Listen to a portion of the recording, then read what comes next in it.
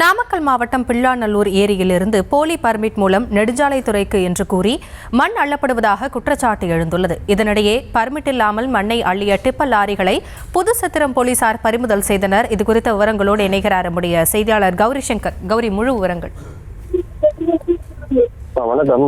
நாமக்கல் மாவட்டம் ராசிபுரம் சட்டமன்ற தொகுதிக்கு உட்பட்ட பிள்ளாநல்லூர் ஏரியில் போலி பர்மிட்டுகள் மூலம் இரவு பகலாக மண் அள்ளுவதாக ஒரு குற்றச்சாட்டு எழுந்தது. இந்த போலி பர்மிட் மூலம் சென்ற லாரிகளை விடுதலை சிறுத்தைகள் கட்சியினுடைய முன்னாள் மாவட்ட செயலாளர் மும்பை அர்ஜுன் தடுத்து நிறுத்தி தகராறில் ஈடுபட்டார். இந்த நிலையில் அந்த பகுதிக்கு வந்த புதுச்சத்திரம் போலீசார் போலி பர்மிட்டுகள் மூலம் வாகனத்தை இயக்கிய லாரிகளை தற்போது பறிமுதல் செய்துள்ளனர். இந்த ஏரியானது சுமார் 80 ஏக்கர் பரப்பளவில் அமைந்துள்ளது.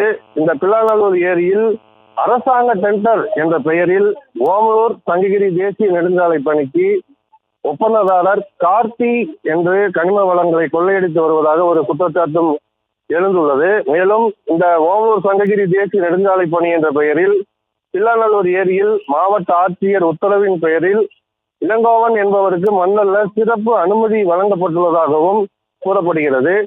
தமிழ்நாடு திரு கனிம சலுகை விதிகள் 1959 விதியின் கீழ் மாவட்ட ஆட்சியர் தற்போது மாநில நெடுஞ்சாலை பணிக்காக இந்த மண் எடுப்பதற்கு உத்தரவு பிறப்பித்துள்ளதாகவும் கூறப்படுகிறது. சம்பந்தப்பட்ட ஏரியில் போலி பர்மிட் மூலம் இரவு பகலாக மண் அள்ளுவதை தடுத்து நிறுத்த வேண்டும் என இப்பகுதி மக்கள் கோரிக்கை வைத்துள்ளனர். போலி பர்மிட் மூலம் மண் அள்ளுவதற்கு திமுக மாவட்ட செயலாளர்களுக்கும் மற்ற அனைத்து பிரமுகர்களுக்கும் தமிழ்நாடு முதல் டெல்லி வரை கனிம வளத்துறை அதிகாரிகளுக்கு கொடுக்க வேண்டியதை கொடுத்துதான் அள்ளப்படுவதாக கார்த்தி கூறியதாக விடுதலை சிறுத்தை கட்சியினுடைய முன்னாள் மாவட்ட செயலாளர் அர்ஜுன் நமக்கு பேட்டி அளித்துள்ளார்.